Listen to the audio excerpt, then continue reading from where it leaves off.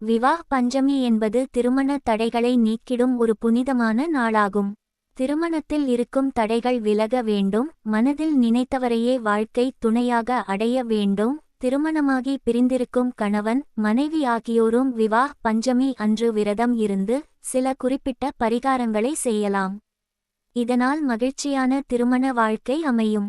விவாஹ் பஞ்சமி இந்த ஆண்டு நவம்பர் 25ஆம் தேதி செவ்வாய்க்கிழமை வருகிறது.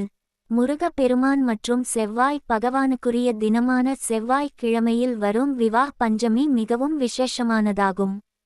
செவ்வாய் தோஷத்தால் திருமணம் தள்ளி போகிறவர்கள் இந்த நாளில் வழிபடுவதால் நல்ல பலன் கிடைக்கும்.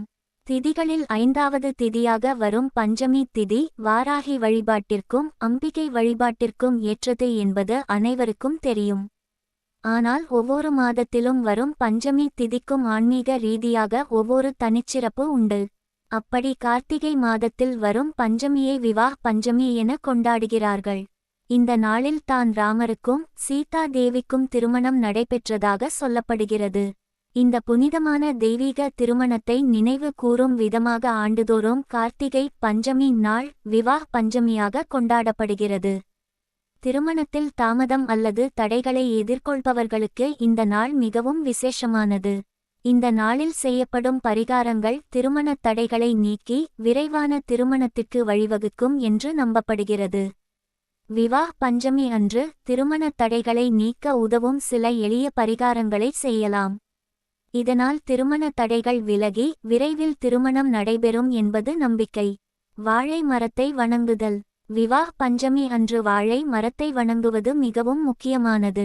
ஜோதிடத்தின்படி வாழை மரத்தை வணங்குவது வியாழன் கிரகத்தால் ஏற்படும் பிரச்சனைகளை தீர்க்கும். வியாழன் கிரகமாக குரு பகவான் தான் திருமணம், குழந்தை, கல்வி, வேலை ஆகியவற்றிற்கு காரணமான கிரகமாக கருதப்படுகிறார். அதனால் திருமண தடை விலக குரு பகவானின் அருளை பெறுவது அவசியம். எனவே திருமணம் அல்லது குழந்தை பேரில் தாமதத்தை சந்திப்பவர்கள் விவாஹ் பஞ்சமி அன்று வாழை மரத்தை வணங்க வேண்டும். வாழை மரத்திற்கு முன் நெய் தீபம் ஏற்றி வைத்து அதை 3 முறை சுற்றி வந்து வழிபட வேண்டும். இதனால் மகாவிஷ்ணுவின் அருளும் கிடைக்கும். ராமர் மற்றும் சீதையின் தெய்வீக திருமணத்தை நினைவுகூரும் வகையில் அவர்களை பக்தியுடன் வழிபட வேண்டும். சீதா தேவிக்கு சிவப்பு நிற வஸ்திரம் அல்லது ரவிக்கை துணி படைத்து வளையல்கள், மஞ்சள், குங்குமம், பொட்டு மற்றும் பிற மங்கள பொருட்களை படைக்க வேண்டும். இதைச் செய்வதன் மூலம் திருமண வாய்ப்புகள் வலுப்பெறும் என்றும் விரைவில் நல்ல வாழ்க்கை துணை அமையும் என்றும் நம்பப்படுகிறது. சீதைக்கு படைத்த மங்கள பொருட்களை யாராவது சுமங்கலி பெண்ணிற்கு தானமாக வழங்கி அவரிடம் ஆசி பெறலாம். அல்லது சீதா தேவியை வழிபட்டு விட்டு வீட்டில் திருமண வயதில் இருக்கும் பெண்கள் அணிந்து கொள்ளலாம்.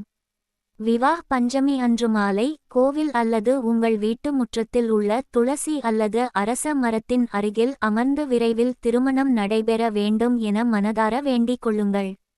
இப்படி செய்வதால் பெருமாள் மற்றும் லட்சுமி தேவியின் அருளால் திருமண வாழ்வில் உள்ள பிரச்சனைகள் படிப்படியாக மறையத் தொடங்கும் என்று நம்பப்படுகிறது.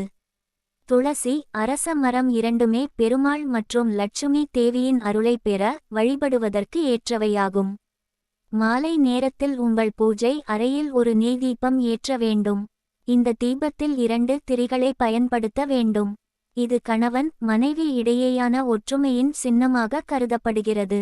இந்த பழக்கம் உங்கள் திருமண வாழ்வில் உள்ள எதிர்மறை எண்ணங்களை அகற்றி சண்டைகளை குறைக்கும். தீபம் ஏற்றும் போது உங்கள் உறவில் ஸ்திரத்தன்மையையும் இனிமையையும் வேண்டி பிரார்த்தனை செய்யுங்கள். திருமணம் தள்ளி போகிறது என்பவர்களும் இந்த வழிபாட்டினை செய்யலாம்.